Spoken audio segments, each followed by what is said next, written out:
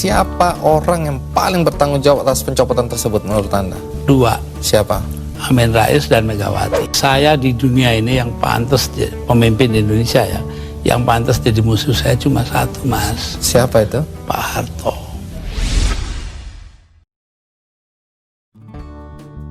Gus Dur, tadi itu ringkasan dari peristiwa detik-detik terakhir Anda mengundurkan diri atau mundur atau dimundurkan.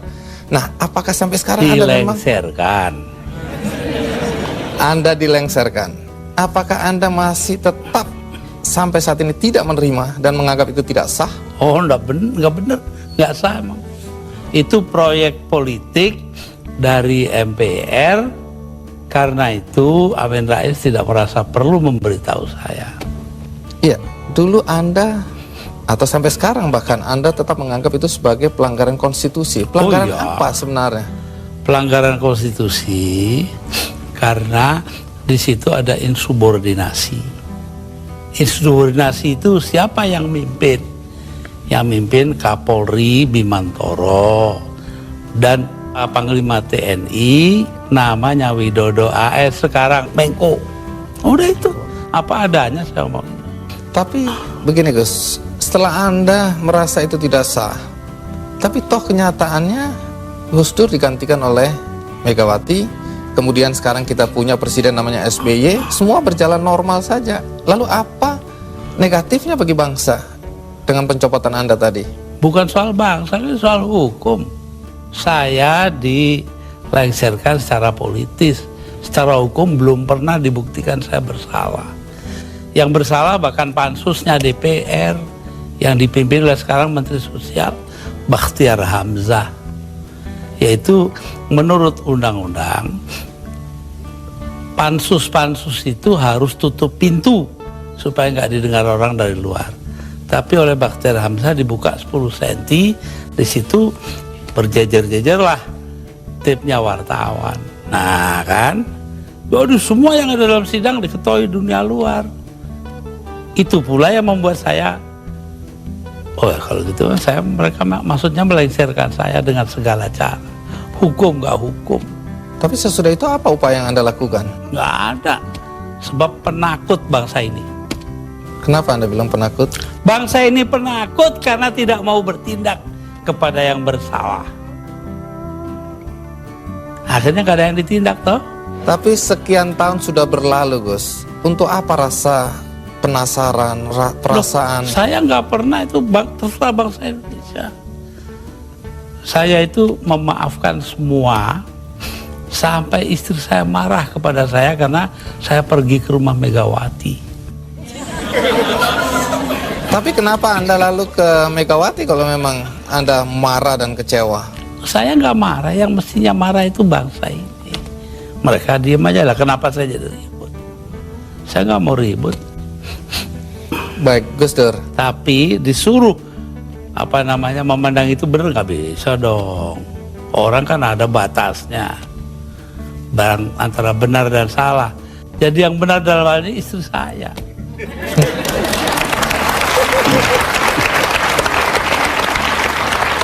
Tapi kenapa Gus Dur nggak mau nurut tanya sama dia, istri? jangan tanya saya dah. 300.000 orang Mas tanda tangan supaya saya jangan berhenti jadi presiden, tahu. Tapi saya bilang, daripada bangsa ini pecah dalam pertempuran, darah mengalir karena saya, mendingan saya lengser aja deh. Nah itu. Tapi omongan ini kan dibilang omongan ngawur Gus. Karena faktanya ketika Anda bilang nanti jutaan orang akan datang masuk Jakarta, orang-orang dari Jawa Timur. Begitu ditunggu-tunggu nggak datang. Saya yang nahan kok.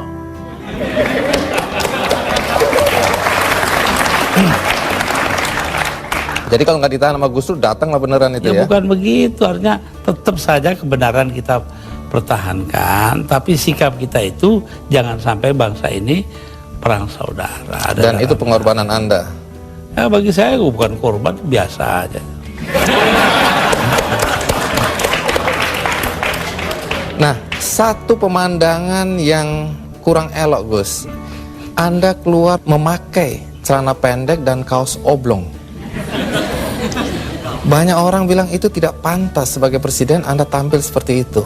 Mengapa Loh. Anda tampil seperti itu? Lah ya itu supaya saya nggak dianggap presiden.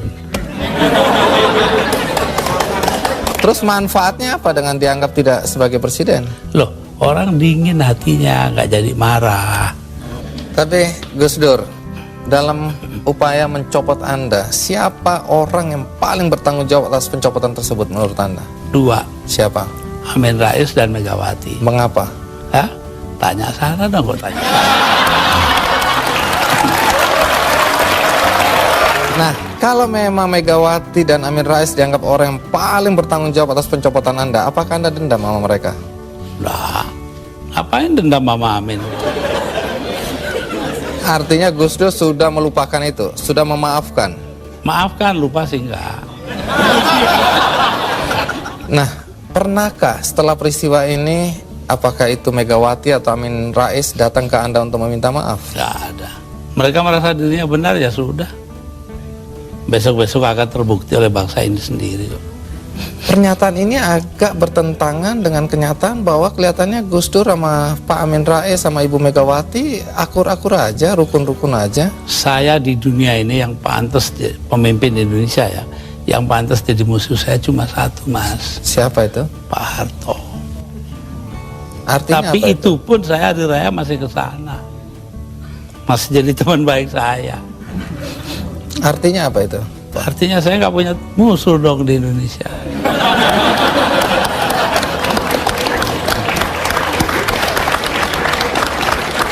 Ada satu hal, kita banyak mendengar bahwa teman-teman dekat Anda dulu menyesalkan kenapa Anda jadi presiden. Anda sebenarnya lebih layak menjadi guru bangsa, nggak usah ikut campur dalam perpolitikan yang nggak jelas itu. Saya diperintah oleh 5 orang sesepuh saya. Itu saja, kalau mereka memerintahkan apa saja masuk api, masuk api. Tanpa perlu berpikir. Tanpa perlu berpikir. Kenapa begitu? Loh, Selain sesepuh saya itu ini kan, orang pesantren disuruh nurut orang tua. itu nggak bisa ditawar itu Gus. Nggak bisa ditawar. 5 orang itu, saya nggak sebut namanya.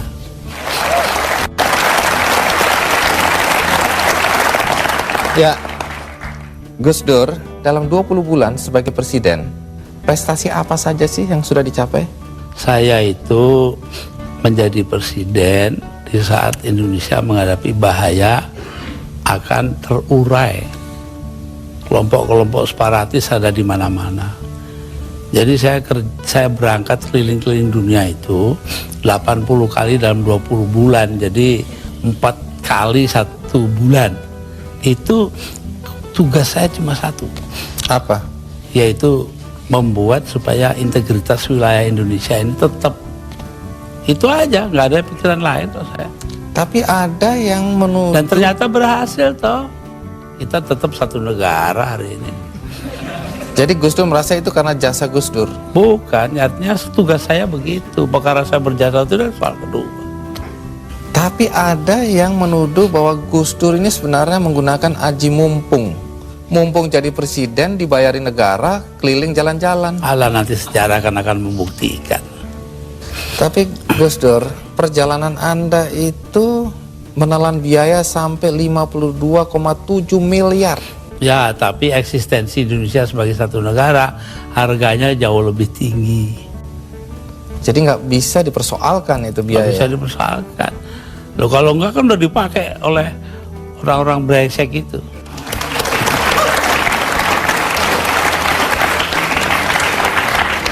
Salah satu yang masih menjadi perdebatan sampai sekarang adalah ketika Gus Dur membubarkan Departemen Sosial dan Departemen Penerangan. Kalau Departemen Sosial dulu, apa alasan persisnya? Sementara banyak orang terlantar yang harus diayomi oleh departemen itu. Persisnya itu. Karena departemen itu yang mestinya mengayomi rakyat ternyata korupsinya gede-gedean. Sampai hari ini. Kalau membunuh tikus kan tidak perlu membakar lumbungnya. Oh memang. Kenapa Anda bakar lumbungnya? Bukan. Karena tikusnya sudah menguasai lumbung.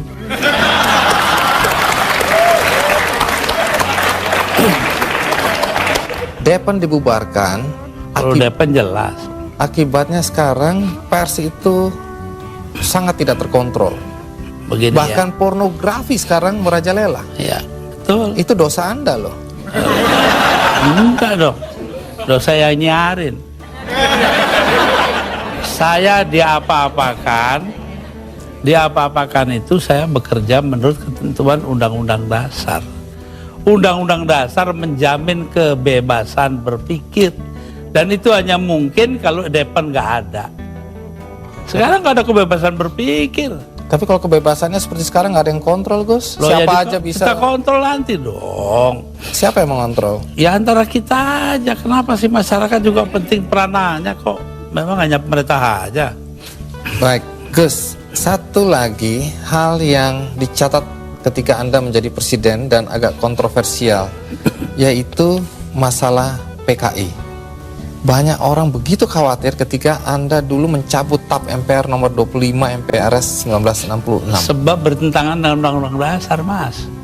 Tapi itu ada kesan pembelaan Anda terhadap orang-orang ex-PKI dan keluarganya. Terserah, kesan nggak kesan terserah. Apa alasan Yang Anda? terpenting itu bahwa tugas mengucilkan PKI itu bukan tugas negara.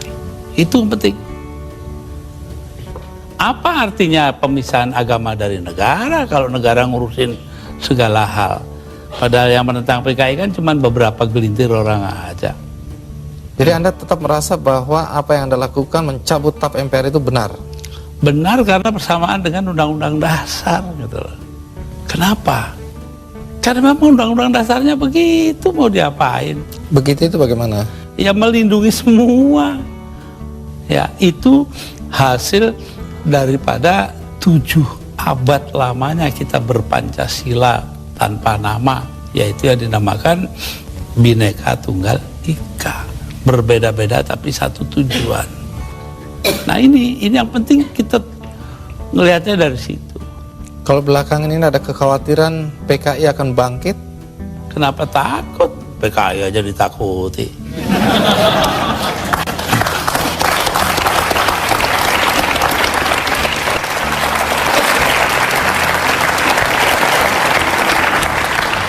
Gus Dur, di antara banyak statement Anda atau pernyataan Anda yang dianggap ngawur, dianggap nyeleneh, ada satu yang dicatat dan dianggap serius, yaitu ketika Anda berada, kalau nggak salah, di Italia.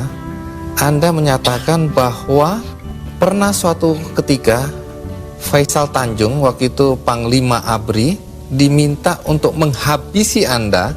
Jadi yang minta adalah Pak Harto. Anda dan Megawati ingin dihabisi. Dan statement itu terbuka loh, Gus Dur. Dugaan Anda kata-kata dihabisi ini, dihabisi karirnya atau dibunuh? Tanya Pak Harto. Kenapa? Karena Faisal Tanjung mengucapkan itu. Lalu Pak Wiranto sebagai Panglima Kostrad nelpon saya, Gus, Panglima saya kok bilangnya begini-begini, ya. Saya anggap itu soal politik lah. Pak Harto juga bukan soal pribadi kok, itu soal politik. Politik mengharuskan itu, tapi saya tahu juga kebiasaan Raja Jawa. Pak Harto kan anggap dirinya Raja Jawa. Apa yang dilakukan tangan kanan, tangan kiri nggak boleh tahu. Karena itu saya bilang sama Pak Wiranto, begini Pak Wir, tolong Anda pergi ke Pak Harto, tanya omongannya Faisal Tanjung yang begitu itu betul nggak? Apa jawabnya Pak Harto di Cendana kepada Pak Wiranto? Bahwa, wah nggak mungkin dong saya begitu.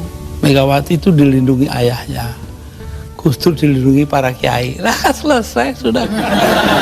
Mau soal politik, saya nggak ada dendam pribadi, nggak ada.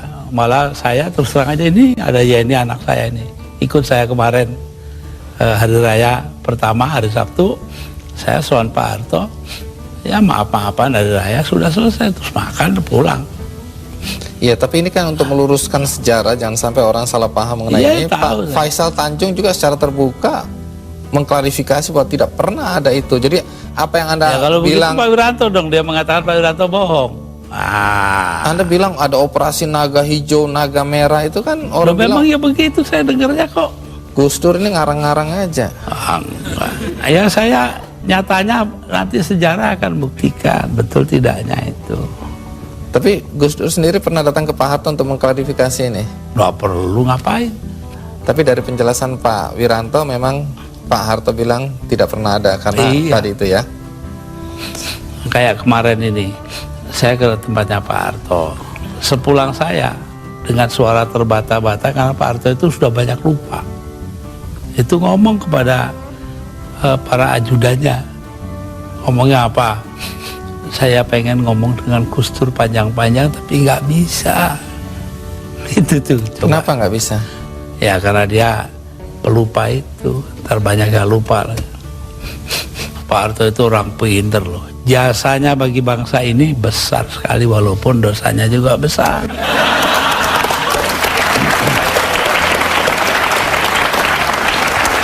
Menjelang 2009, sejumlah nama disebut-sebut sebagai calon presiden. Selain SBY, Megawati, Yusuf Kala, nama Gus Dur juga mulai disebut-sebut. Dari segi popularitas, menurut Lembaga Demokrasi dan HAM yang terbaru, urutannya sebagai berikut. SBY 21%, Megawati 17,6%, Amin Rais 7,5%, Yusuf Kala Wiranto 4,9%, Gus Dur 1,5%. agak lebih dikit 1,9% Gus Dur. Ayo. Lumayan 0,4% lebih tinggi.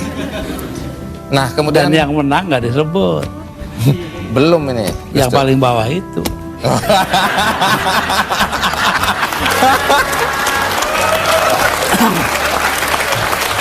Pertanyaannya, apakah Gus Dur juga berminat mencalonkan diri sebagai presiden pada pemilu 2009 nanti? Saya ini kalau diperintahkan oleh 5 sesepuh, ya saya akan jadi calon.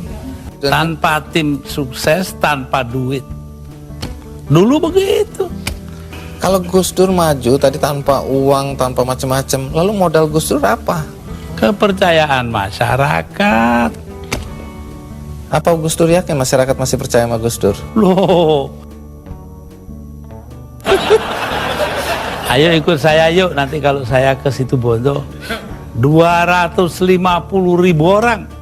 Berbanding 100 atau 200 juta sedikit sekali itu Gus. Loh, kalau cuman dia lah banyak. Saya ini tiap 2-3 hari sekali, 2 atau 3 hari sekali ini kiai kampung.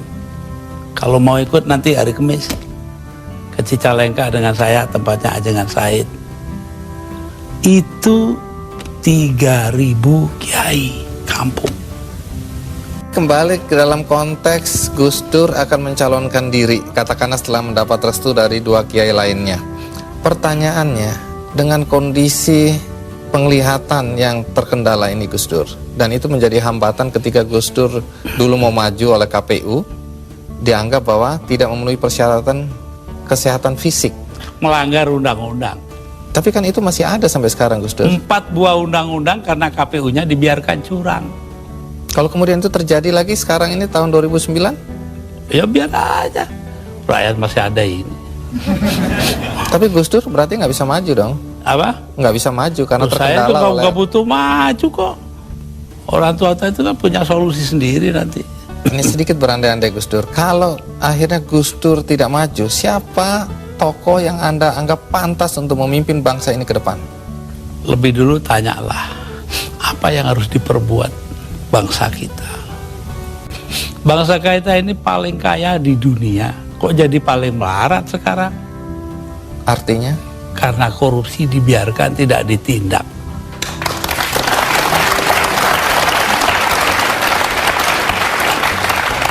Jadi kalau harus menyebut tokoh, Gus Dur bisa nggak menyebut tokoh?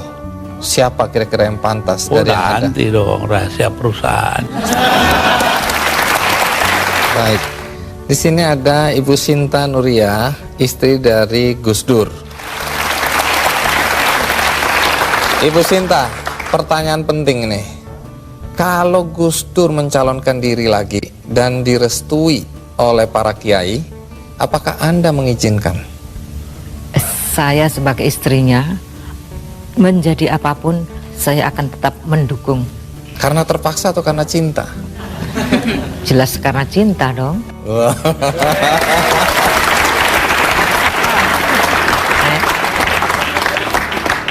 Tapi boleh tahu nggak, mana yang membuat Anda bahagia? Sebagai istri Gus Dur sekarang atau sebagai istri Gus Dur ketika menjadi presiden? Sebagai istri Gus Dur, baik sebagai presiden, sebagai orang biasa, sebagai kiai, atau sebagai apapun, saya akan tetap bahagia di sampingnya. Saya baca di biografi Gus Dur ini, dulu Anda ini cantik dan diperebutkan. Sekarang sih masih cantik juga. Emang ya? Tapi dulu Anda cantik dan diperebutkan oleh banyak pemuda. Tapi yang tidak terungkap di sini, mengapa Anda mau kawin sama Gus Dur? Karena itu adalah kehendak Allah. Yakin? Saya yakin. Saya dapat informasi katanya Anda dipaksa oleh paman. Paman siapa? Jadi Saya punya paman. ah, Nanti dulu. nanti dulu. Namanya Pak Aziz Bisri. Ya, dia marah. Loh kok Nurnya itu mau aja salaman dengan Abah Kiai Bisri Sansuri, kakek saya dari ibu. Kenapa? Saya kan juga pengen salaman. Nah, itu paman ngiri. Oh. Ibu Sinta, apa sifat-sifat Gus Dur yang paling menyenangkan buat Anda?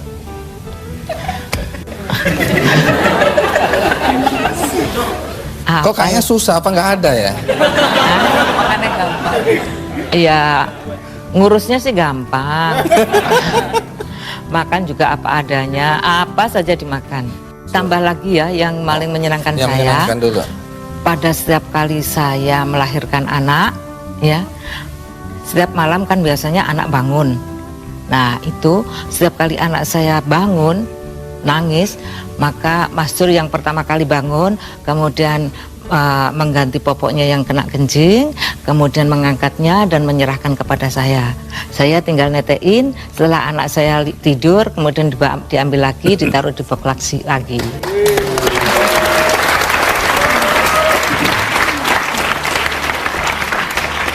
Pertanyaannya, kalau yang menjengkelkan, apa sifat-sifat Gus Dur yang menjengkelkan? Yang menjengkelkan ya kalau urusan kesehatan susah sekali diaturnya. Sampai sekarang? Ya sampai sekarang. Baik. Nah, banyak yang tidak paham pada semua tindak atau banyak tindakan Gus Dur, langkah-langkah Gus Dur yang dibilang jurus dewa mabok gitu Gus Dur. Tapi Yeni kelihatannya bisa memahami Gus Dur. Kira-kira bagaimana kita bisa memahami seorang Gus Dur? Atau kita bisa menerima Gus Dur apa adanya, bagaimana caranya, Yen? Yang dikatakan oleh beberapa orang tadi yang diwawancara bahwa Gus Dur itu ahead of his time, sangat jauh melampaui zamannya. Jadi kalau ada seorang kiai dari Pandeglang mengatakan dengan sangat sederhana bahwa Gus Dur ini ibaratnya kepala lokomotif kereta Jepang yang sangat supersonik itu, sementara gerbongnya ini gerbong ya kereta kita sekarang gaya baru ekspres atau gaya baru malam atau apalah. Jadi terseok-seok nggak bisa mengikuti. Tapi satu hal bahwa Gus Dur ini selalu mendasari tindakannya kepada beberapa hal yang sebetulnya sangat simpel. Keinginan beliau adalah menciptakan perdamaian dan rekonsiliasi. Jadi seperti dikatakan tadi misalnya PKI dan lain sebagainya, itu hanyalah upaya, sedikit upaya bagaimana terjadi rekonsiliasi di antara sesama anak bangsa di Indonesia ini. Itu, jadi sebetulnya tidak ada kontroversinya kalau kita bisa memahami dari gambaran besar seperti itu. Lalu soal tadi kebetulan karena saya ikut menemani pada waktu pakai celana pendek di halaman istana, itu sebetulnya adalah upaya terakhir dari Gus Dur ya waktu menjadi presiden masih atau hari-hari terakhirnya lah, untuk mengajari bangsa ini untuk berpikir mendahulukan substansi bukan bungkus. Nah, pada saat Gus Dur rajin mengkritik SBY waktu itu, Anda justru masuk menjadi staf ahli presiden. Ya. Apakah Gus Dur tahu atau Anda diizinkan? Sangat tahu, dan saya diizinkan. Ya. Ada masalah, itu urusan dia. Tapi kan ini jadi orang bingung ini lihat, loh itu anaknya Ya biar Gus Dur. bingung.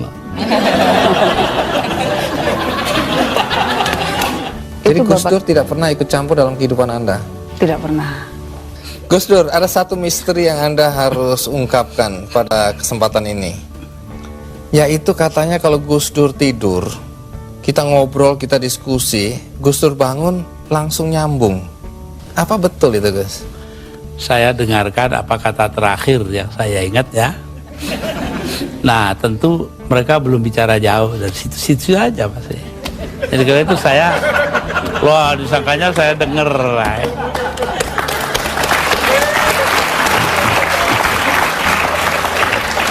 Nah, di sini ada Anita, salah satu putri dari 4 putri. Sayang Alisa yang paling tua nggak bisa hadir ya. Tapi ada 3 putri yang hadir di sini. Pertanyaannya sederhana aja, Anita. Bagaimana perasaan Anda jika membaca atau mendengar bahwa Gus Dur dihujat? Reaksi pertama seperti apa? Terutama ketika menjadi presiden. Itu berhubungan juga sebenarnya dengan satu yang saya kagumi dari Bapak dan saya belajar juga dari Bapak. Apa itu? Yaitu bahwa kita nggak perlu berpikir mengenai orang melihat kita seperti apa. Yang penting kita berusaha melakukan do the right thing. If we believe it as something's right, ya udah kita lakukan itu gitu. Jadi kalau misalnya Bapak dihujat sana sini, saya ngerasanya cuman pasti Bapak punya alasan untuk itu, untuk melakukan apa yang Bapak lakukan, punya alasan kenapa Bapak mengatakan apa yang Bapak katakan, dan itu cukup untuk buat pegangan buat saya untuk mensupport Bapak. Itu. Menarik sekali. Sekarang giliran Inaya. Inaya, enak mana jadi anaknya Gus Dur yang sekarang atau anak presiden? Yang pasti jadi anaknya Gus Dur dalam berbagai kondisi, mau jadi presiden, nggak jadi presiden, mau jadi ketua PBNU, selalu bahagia jadi anaknya Gus Dur, apapun itu.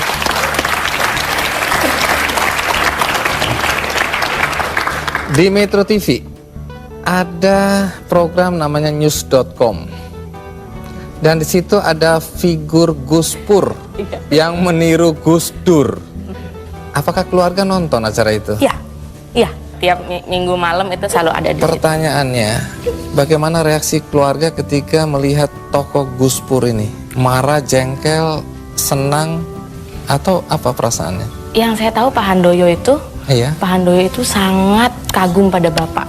Dan saya sangat melihat bahwa apa yang dilakukan Pak Handoyo itu bukan apa ya, kok dalam bahasa Inggrisnya mocking ya, bukan mockery, tapi lebih karena itu bentuk penghormatannya beliau kepada Bapak. Jadi nggak ya? perlu jengkel, sangat tidak perlu. Oke, baik kalau gitu kita minta. Itu saja kok repot-repot memahami Dokter Handoyo. Kalau gitu kita panggilkan Gus Pur atau Dokter Handoyo.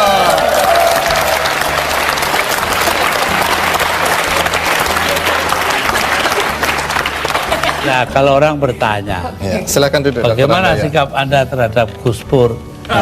Saya bilang, itu advertensi gratis.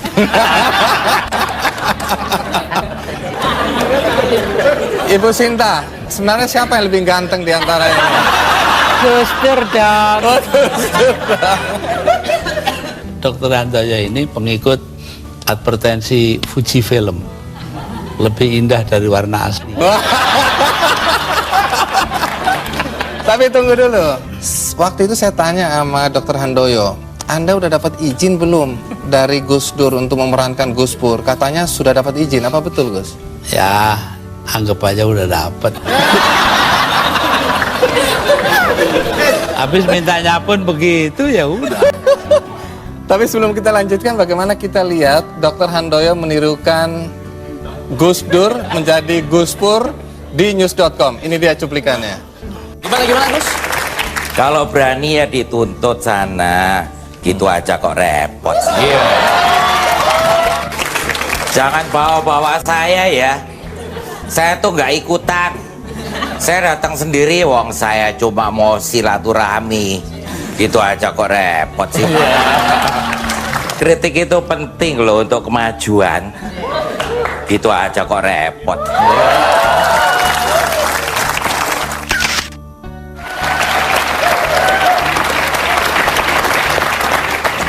Tapi Dr. Handoyo pernah mengatakan ke saya bahwa memang beliau ini sangat mengagumi Gus Dur. Apa yang Anda kagumi dari Gus Dur?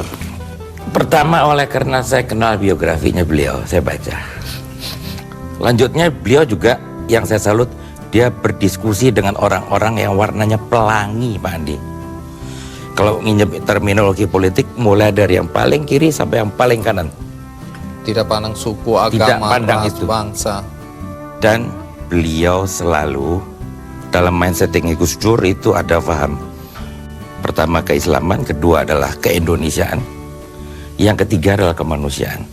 Kemanusiaan ini beliau implementasikan dalam satu kata, demokrasi, pluralisme, kesamaan di hadapan hukum, tidak ada diskriminasi. Anda udah mulai berani menyimpulkan pemikiran Gus Dur ya? Dikit-dikit dapat, Pak Andi. Oleh karena saya baca. Nah, Gus Dur, Dr. Handoyo ini dianggap mampu menirukan Anda secara persis di news.com. Tapi kalau boleh jujur, menurut Gus Dur, apa yang nggak bisa ditiru oleh Dr. Handoyo? Ya nanyanya yang keliru, ke dia jangan ke saya. Apa yang nggak bisa? Berkomentar tentang apa yang tidak bisa dilakukan oleh Dr. Handoyo mengenai Gus Dur. Nah, ini pengakuan yang jujur dari istri ini. Coba apa? Satu hal yang dikenal oleh masyarakat tentang Gus Dur adalah juk-nya. Kemanapun juga orang hanya seakan bertanya, apa juk terakhirnya Gus Dur? Nah, yang itu yang tidak muncul dari Pak Dr. Handoyo. Wah, harus belajar banyak ini kelihatannya. Baik, luar biasa Gus Dur. Sebelum kita akhiri acara ini, kita akan membagikan buku biografi Gus Dur yang ditulis oleh Greg Burton. Ya. Untuk kita yang hadir semua dapat satu. Ya. Dan bagi Anda pemirsa yang ada di rumah, Anda juga bisa mengakses buku ini melalui kikendi.com. Dan Gus Dur, sebelum berakhir, kita punya sebuah karikatur untuk Gus Dur. Bentar. Ini dia.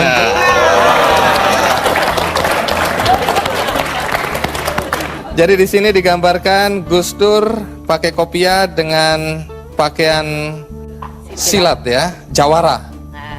Memegang kendi bertulisan Drunken Master. Oke Gus Dur, sekali lagi terima kasih untuk kehadiran Gus Dur di sini. Minta maaf kalau ada guyonan yang nggak pas. Juga Gus Pur. Iya. Dan pemirsa, berakhir sudah acara Kikendi. Mudah-mudahan ada arti yang bisa Anda petik dari semua pembicaraan dan wawancara ini. Sampai jumpa.